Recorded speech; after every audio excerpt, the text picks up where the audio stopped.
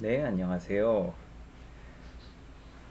요즘 깡통 전세 때문에 어, 언론이 굉장히 많이 사기를 치고 몇백 채 또는 천 채 이상의 집을 보유하게 된 사람을 굉장히 지목하고 나섰습니다. 그래서 세입자, 그곳에 살고 있던 그런 전세 사기 주택에 거주하고 있는 그 세입자들을 돕기 위한 어떤 그런 방안에 좀 포커스를 맞추면서 언론들이 굉장히 많은 이야기를 하고 있고요. 또한 그런 임대인의 어떤 그런 갭 투자 형태의 어떤 매매 이런 형태에 대한 어떤 문제성을 어, 정부가 조금은 이제 인식을 한 것 같아요. 그래서 그런 임대인들이 뭐 체납을 하게 되거나 세금을 체납하게 되거나 하는 경우 그거를 임차인들이 알 수 있게끔 뭐 등기부에 그 내용을 기재한다든가 아니면 그런 서류를 떼볼 수 있도록 뭔가를 조치를 취하려고 하는 것 같기는 한데요. 이런 모습들이 음, 임차인들에게는 굉장히 네, 도움이 많이 되는 방법일 수도 있으나 과연 이러한 전세 사기 형태를 과연 끊어낼 수 있는지에 대해서는 조금 더 지켜봐야 될 문제라고 생각이 됩니다. 이 기사를 보시게 되면 깡통 전세 경매 숨기고 500채 계약 요 내용이 그 내용 같습니다. 임대인이 여러 채의 주택을 가지고 있었고 그 주택이 이제 다양한 이제 채권 관계 때문에 결국 이게 경매가 이제 진행될 것이라는 거를 이제 예상이 됐을 거예요. 왜냐하면 법원에서 경매 개시 결정을 한다고 이게 등기가 오거든요. 그래서 그런 내용들이 이미 채무자는 알고 있는 상태에서 그거를 이제 중개업자와 짜고 새로운 임차인들을 계약해서 그 집을 계약을 하게 된 사례죠. 그래서 그 경매 개시 결정 등기 이후에 발생한 또는 경매가 진행되는 것을 모르는 어떤 임차인들이 그 집에 들어가게 돼서 배당을 제대로 받지 못하는 그런 상황이 이루어지게끔 악의적으로 이런 형태들도 많이 일어나고 있고요. 실제로 이런 형태뿐만이 아니라 어, 제가 아까 말씀드렸듯이 어, 이렇게 임대인들이 대놓고 깡통 전세를 제공을 하고 있는데 과연 정상적인 임대인이 이러한 깡통 전세를 제공하는 게 맞을까라는 생각을 저는 오랫동안 해왔습니다. 근데 제가 물론 정상적인 임대인이었다가 어떠한 투자나 어떠한 채권 채무 관계로 인해서 자금 상황이 이제 안 좋게 되고, 그러니까 자금 경색이 일어나고 이런 거를 이제 헤쳐나가지 못해서 물건들이 본인이 가지고 있는 부동산들이 경매에 넘어가거나 그렇게 되는 경우가 물론 있을 수는 있습니다. 하지만 제가 지난 몇 년 동안 바라본 어떤 깡통 전세들의 이런 상황들을 보면 우선적으로 이제 높아진 전세가 때문에 어, 건설업자들이 그 전세가와 유사한 전세가를 정도면 충분히 지을 수 있는 집들을 대량으로 이제 건축을 하게 돼서 그 건축을 통해 어, 분양 시장이 좋을 경우에는 좀 더 비싼 값에 매각을 하고 근데 만약에 이게 분양이 되지 않는다면 전세 그 집에 전세를 들여가지고 그 전세 보증금을 결국은 매매 대금으로 분양 대금으로 환수하는 그런 방식으로 진행이 되지 않았나라는 생각이 됩니다. 이거를 좀 더 쉽게 설명해 드리면 해야지 그림판이 낫겠다. 그 건설 건설사 이거 되게 쓰기 힘드네. 건설사가 지금 전세가가 높아요. 전세가가 높게 되면 이 건설사에서는 어, 일단 건설 단가가 필요하겠죠. 건설 단가를 이 건설사에서는 그게 일이기 때문에 굉장히 잘 압니다. 그래서 예를 들어 20평형 빌라를 짓거나 빌라나 오피스텔을 짓게 되면 어느 정도의 비용이 나오는 줄 알아요. 근데 주변의 시세를 보니 전세가가 높으니 아 이건 충분히 지어도 승산 있겠다라고 생각을 합니다. 왜냐면 매매는 안 되더라도 전세는 놓을 수 있으니까요. 그래서 뭐 50세대, 뭐 60세대, 뭐 30세대 이런 빌라나 오피스텔들을 신축을 하게 돼요. 이렇게 신축을 하게 되면 아 그림 그리기 너무 어렵네. 신축을 하게 되면 여기에 세대수가 예를 들어 한 50세대가 된다고 쳤을 때 우선은 분양을 합니다. 네, 분양을 시도해요. 이 분양을 시도한다는 게 이런 건설사에서 이제 집을 짓고 이제 분양을 할 때 대부분 이제 건설 비용, 그다음에 택지 구입 비용, 거기에 이제 이 부동산 시행사가 가져가는 비용, 그다음에 그 시행사가 이것을 고객에게 팔기 위해 이제 광고나 어떤 마케팅을 하죠. 그래서 그 광고를 성공한 사람에게 주는 이제 리베이트 비용 등 다양한 비용이 이 분양가에 포함이 돼 있어서 예를 들어 뭐 한 이 빌라가 한 3억에 네, 분양을 했다고 쳐요. 근데 이 50세대에서 실제로 분양되는 게 물론 부동산 시장이 화랑일 때 주택 가격이 사면 오른다라는 분위기에서는 꽤 팔릴 수는 있는데 그렇다고 이게 다 팔리지 않는 경우들이 대다수입니다. 그래서 여기에서 한 10개, 10세대 정도는 3억에 분양이 됐다 치고 그럼 일단 이 사람들은 이미 지나간 얘기고요. 이미 거래가 됐기 때문에 본인들이 그 가격에 사겠다고 해서 샀기 때문에 그 부분은 이제 여기에서 이제 제가 말씀드린 거를 제외하도록 하겠습니다. 근데 이 나머지 이제 40세대가 남잖아요. 이 40세대는 이 건설사에서 아무리 분양을 하려고 해도 분양이 되지가 않아요. 근데 이 건설사들은 이미 이거를 생각을 하고 이 건물을 지었습니다. 뭐냐면 현재 전세가가 꽤나 높기 때문에 이 전세가만 일단 전세가만 받더라도 이 건설사가 이 건물을 신축했었던 그 원가나 건설 단가나 택지비 다른 비용들이 충분히 상환이 될 뿐만이 아니라 적정한 수익이 발생을 하기 때문에 최악의 경우까지 생각해서 이걸 다 전세를 내놓는다라고 생각을 했을 거예요. 더 욕심이 많은 건설사들은 이 금액 플러스 이 물건에 대한 감정가를 높입니다. 자체 감정을 받아가지고 감정가를 높여버려서 전세 세입자에게 더 많은 돈을 받게 됩니다. 그래서 예를 들어 이 동네 전세 시세가 1억 7천이었다고 가정을 했을 때 이 건설사는 업감정을 받아버려가지고 2억 5천 뭐 요런 형태로 업감정을 받아가지고 대출 전세 세입자가 대출을 안고 들어오게 합니다. 물론 요런 형태도 건설사가 요즘 같은 경우는 요런 게 좀 심한 것 같아요. 자체 감정을 통해서 전세 대출이 최대한 많이 나올 수 있도록 네, 하는 형태의 전세 사기가 많이 일어나는 것 같습니다. 일단 건설사 입장에서 보면 전세가가 어느 정도 받쳐주고 그 다음에 전세가를 더 올리더라도 소비자들이 깨끗한 집이라는 이유로 찾아오기 때문에 이러한 형태들이 계속 일어나면 아까 제가 40세대가 집이 분양이 안 됐다고 했잖아요. 이 40세대를 모두 다 이러한 형태로 2.5억, 2.5억, 2.5억, 2.5억 이런 식으로 모든 전세를 다 맞춰버리게 됩니다. 그러면 일단 이 건설사는 전세금이라는 돈으로 분양을 하진 않았지만 전세금으로 네, 수익을 창출을 해요. 그 다음에 여기서 빠질 궁리를 하게 되는데 그게 바로 바지사장입니다.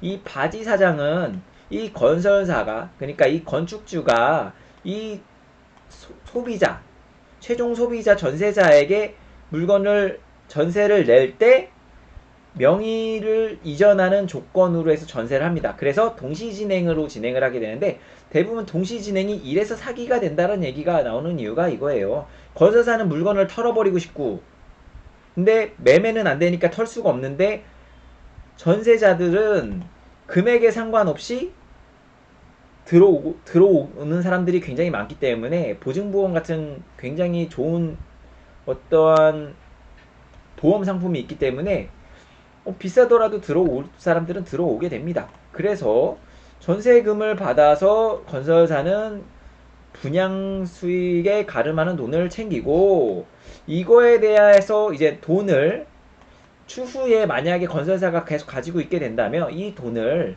임차인에게 건설사가 줘야 되지만 이 의무에서도 벗어나기 위해서 제3자를 내세워 명의를 넘기고 이제 그 보증금을 돌려줄 의무도 이 사람에게 넘겨버리게 됩니다. 즉 건설사의 어떤 수익 구조는 이미 안정 단계에 접어들게 하고 그럼 어떤 향후에 발생할 수 있는 어떤 주택 하자나 그다음에 보증금을 다시 임차인에게 돌려주게 될 그 채무까지 이 바지 사장에게 넘겨주게 됨으로써 결국 이 바지 사장은 결국은 폭탄을 안을 사람을 선정을 해서 넘겨주게 됩니다. 그래서 지금 언론에 나오는 게 소유자 한 사람당 500채, 1000채 이상을 소유하게 된 거는 대부분 이런 건설사들이 지은 물건들을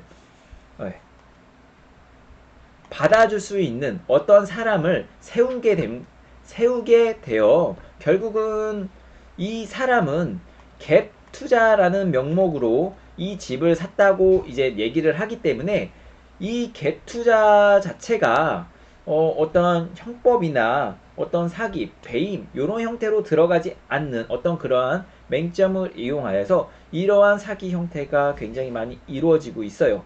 제가 오늘 어디 저쪽 삼산동 쪽을 다녀올 일이 있어서 삼산동 쪽을 가면서 주변을 이렇게 둘러봤는데 아직도 뭔가 이제 오피스텔 같은 빌라 이런 것들이 아직도 지어지고 있더라고요. 이렇게 시기가 안 좋은 상황 속에서도 꾸준히 지어지고 있는 것을 보고 아 저런 집들은 결국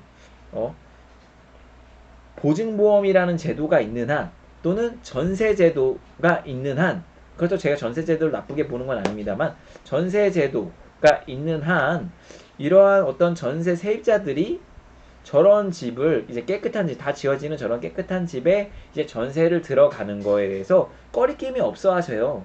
이거는 전세 사기를 당하시는 분도 문제가 있다고 저는 생각해요. 이게 욕먹을 일일 수도 있습니다. 건설사는 정말 못된 거고요. 왜냐면 자기네들은 어떤 수익 창출할 수 있는 어떤 방법이 있고 그 다음에 이거 어떤 채무에 대해서 탈출할 수 있는 탈출구가 있다라는 이러한 어떤 형태도 정책적으로 법적으로 잘못되기도 했지만 이러한 형태를 알매도 불구하고 이게 깡통전세일지도 모른다라는 어떤 걱정이 되지만 그거를 그냥 믿고 들어가려는 하는 임차인분들도 분명히 문제가 있습니다. 그래서 전세랑 시세랑 같아요 라는 요즘 부동산에서 그런 얘기 많이 해요. 이거 전세가랑 시세랑 비슷해요, 엇비슷해요 라고 얘기하는데 굉장히 많습니다. 왜 그런 얘기를 대놓고 할 수 있느냐? 비슷하다고 해도 들어올 사람이 있으니까 들어올 임차인들이 있으니까 그 사람들이 그렇게 대놓고 얘기를 할 수 있는 거예요. 임차인분들도 잘 알고 있습니다. 시세 대비 70%가 넘으면 이 집이 위험할 수 있다라는 거 알아요. 하지만 임차인분들도 어떤 탈출구가 있거든요. 보증보험이라는 탈출구가 있고 또는 설마 그렇게 되겠어 라고 생각하시는 분들도 있고요. 그래서 결국은 정신적인 손해 또는 어떤 분들은 이제 치명적으로 이제 금전적 손해까지 이제 입게 되는데 앞으로도 지금 전세 사기가 이렇게 폭발을 하고 있지만 전세 사기 폭탄 돌리기 한 물건들이 지금 계속 터져 나오고 있거든요. 이게 어떻게 보면은 모든 사람들이 부동산 전문가들은 다 알고 있던 얘기들입니다. 근데 이제 고기들의 이제 들어가신 임차인분들만 이제 많은 피해를 이제 입게 생겼고요. 아까 제가 삼산동 가면서 본 많은 그런 지어지고 있는 현재에도 지어지고 있는 그런 주택들을 봤을 때 앞으로 그 집은 분양 안 됩니다. 지금 집값 많이 떨어지고 있어요. 그리고 지금 더 집값이 떨어질 거다라고 예측하시는 전문가들이 굉장히 많기 때문에 그런 나홀로 빌라, 나홀로 오피스텔 이런 것들은 아파트의 대체 상품이 물론 될 수는 있겠지만 아파트가 떨어지네 이런 건 안 떨어지겠냐고요. 떨어집니다. 하지만 이 건설사들은 이거 분양 될 거라고 생각해서 짓는 거 아닙니다. 전세 줄 생각으로 짓는 겁니다. 왜냐? 바지 사장 넘기니까. 즉, 이 전세 사기를 막기 위해서는 이 바지 사장으로 넘기는 이러한 형태들이 일어날 수가 없게끔 정부에서 어느 정도 제재를 가해야 된다고 저는 생각해요. 그리고 갭 투자라는 명목으로 몇십 채, 몇백 채, 천 채 이상을 한 사람이 1년 내에 명의를 이전해 갈 수 있다라는 이런 말도 안 되는 이런 시스템 이런 거 법적으로 제재해야 될 필요성이 있다고 생각합니다. 왜 투자하는 투자자가 투자한다는데 왜 그런 걸 방해하느냐 라고 말씀하실 수 있을 것 같아요. 하지만 어떤 게 더 득이 되고 어떤 게 더 실이 되는지 이젠 정부 차원에서는 어떤 게 더 안전한 것인지 장기적으로 봤을 때 어떤 것이 옳은 건지에 대해서 네, 잘 판단해 주셨으면 하는 개인적인 바람은 가지고 있습니다.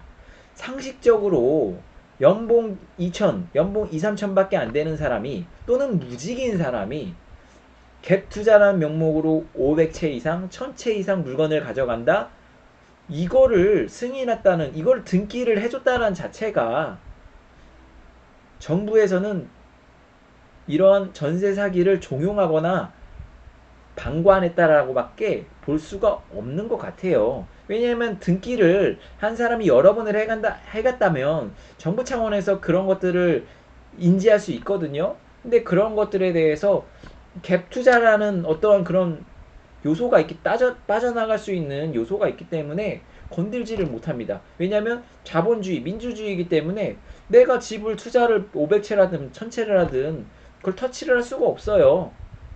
근데 그 사람이 진짜 진정한 투자자인지 아닌지조차도 확인을 하지 않는다면 그런 확인조차도 안 해놓고서 이것은 개인의 투자의 영역이니 정부에서 터치할 수 없다라고 발을 빼는 것은 네, 문제가 충분히 있습니다. 저는 정부가 그렇게 해서는 안 된다고 생각하는 1인입니다. 제가 뉴스를 보니까 제가 오래전부터 생각했던 그런 것들이 많이 생기는 것 같아요. 그러니까 그 지방자치자태마다 깡통전세 피해 예방 상담 센터라는 거를 이제 운영을 하시더라고요. 저도 한 진짜 3년 전?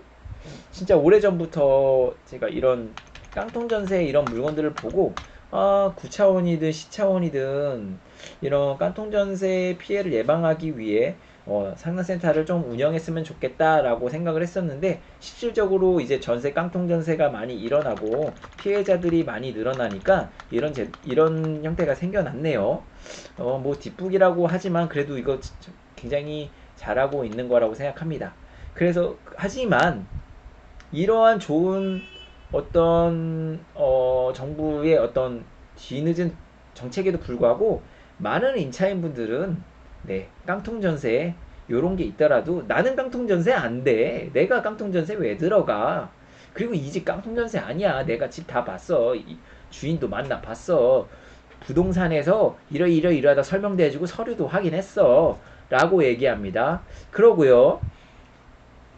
어, 깡통 전세들이 대부분 빌라나 오피스텔에서 발생하는데 대부분 지어진 지 오래되지 않았어요. 그래서 기준 시가나 공동주택 가액이 굉장히 높습니다. 그렇다 보니까 어, 그 건축주들이 몇 건씩의 이제 실거래가를 찍어놔요. 예를 들어 뭐 2022년 6월에 뭐 전용 20평형 오피스텔 뭐 매매가 3억, 또 뭐 6월에 7월에 뭐 3억 5천, 8월에 뭐 3억 2천 뭐 이런 식으로 매매가를 몇 개를 찍어놔요. 왜냐면 그 사람들은 실제로 거래시켜도 됩니다. 취득세만 내면 되잖아요. 뭐 엄청나게 많은 양의 물량을 비싸게 분양하거나 전세를 낼 건데 거기에 대한 수익이 훨씬 크지 몇 건을 거래 진짜 거래시켜 놓고, 예? 통장까지 다 조작을 해서 거래시켜 놓고 취득세도 내고 취등록세도 내고 이러한 형태로 만들어 놓으면 결국은 그게 추후에 이거를 매수하는 어떤 분양받는 사람이나 그 분양 가격을 보고 들어오는 전세자들에게 이게 시세와 같은 역할을 하기 때문에 그런 시세 조작을 굉장히 많이 합니다.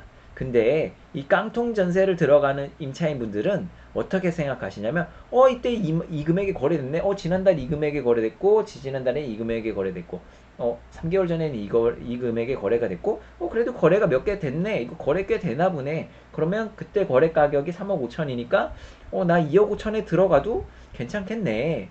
이런 식으로 생각을 하는 어떻게 보면은 이미 짜여져 있는 각본 안에서 그 현황을 보고 이 정도면 안전하겠네. 나는 똑똑하니까 이 정도는 피해갈 수 있어. 라고 자만을 하고서 결국 들어가게 됩니다. 그래서 결국은 깡통 전세를 들어가시게 돼서 보증보험 들으신 분은 조금 불편함을 겪고 보증금 돌려받고 나오지만 보험을 못 들거나 거절당해서 못 들거나 안 들으신 분들은 그 깡통 전세를 빠져나오기 위해서는 결국 그 집을 낙찰받아야 되는, 그것도 저가 낙찰받아서 결국은 전세금의 뭐 3, 40%, 많게는 3, 40%, 적게는 2, 30% 정도 날릴 수 있는 그런 상황에 빠지게 됩니다. 그래서 저는 이런 건설업체가 가장 많이 잘못됐다고 생각하고요. 그래서 제가 건축업자, 건설업자들에게 색안경이 낀 게 이런 요소들 때문입니다. 그렇다고 모든 건설업자, 건축업자가 잘못됐다는 건 아닙니다. 그렇기 때문에 모든 것에 색안경을 낄 수는 없지만 요즘 워낙에 이런 일이 많이 발생하기 때문에 이런 시기에 건물을 짓는다? 이렇게 건축 경기가 안 좋은데 건물을 짓는다? 그러면은 그런 사람들은 일단은 임차인들한테 전세금 빼먹는 사람들이겠구나 라는 생각이 문득 들게 됩니다. 그리고 이 바지 명의자를 찾게 되면 지금 현재 같은 경우 아까 말씀드렸듯이 갭 투자라는 명목으로 그 사람에게 죄를 물을 게 없어요. 하지만 이런 바지 명의자에게 뭔가 정황과 상황 모든 걸 유추하면 사기가 확실합니다. 하지만 그런 것들의 어떤 그 바지 명의자가 나 정말 전세 세입자들에게 피해를 입힐 목적으로 이러한 집들을 매수했습니다. 라는 얘기를 듣지 않는 한 그 사람의 마음은 알 수가 없잖아요. 나는 갭 투자했다 라고 얘기하면 할 말이 없습니다. 그렇기 때문에 이런 바지 명의자들이 더 이상은 이렇게 매수할 수 없도록 법적으로 뭔가 제재할 필요가 있을 것 같습니다. 예를 들어 깡통 전세, 바지 명의를 제공한 어떤 개인 또는 법인은 어떠한 법에 어떠한 형벌에 취한다라고 해서 그 형벌을 굉장히 강화하게 되면 이런 사람들이 많이 줄 겁니다. 그래서 건설업체에서 내가 1,000만 원 줄게, 이 명의 좀 가져가 줄래? 내가 이거 2천만 원 줄게, 이 명의 가져가 줄래? 이런 식으로 수수료 장사를 하지 못하게 막을 수가 있습니다. 실형이 세면 명의 빌려달라 그러면 피하게 되거든요. 근데 지금 실형 뭐 받을 것도 없고 리스크도 별로 없고 이게 뭐 갭 투자라고 하면 문제될 거 없으니까 제가 명의 가져가겠습니다. 돈 없는 사람들은 뭐 어차피 잃을 것도 없는데 가져가겠습니다 해서 가져가는 겁니다. 이게 얼마나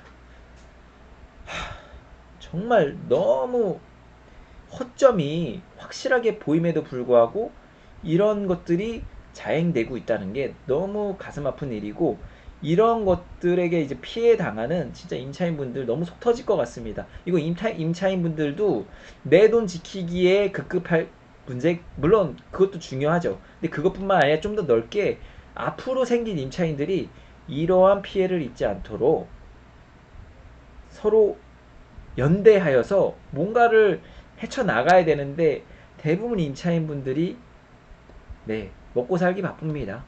예. 그렇기 때문에 그렇게 못 될 수가 없다라는 거가 좀 슬픔으로 다가오고 있네요. 네. 아까도 말씀을 드렸습니다.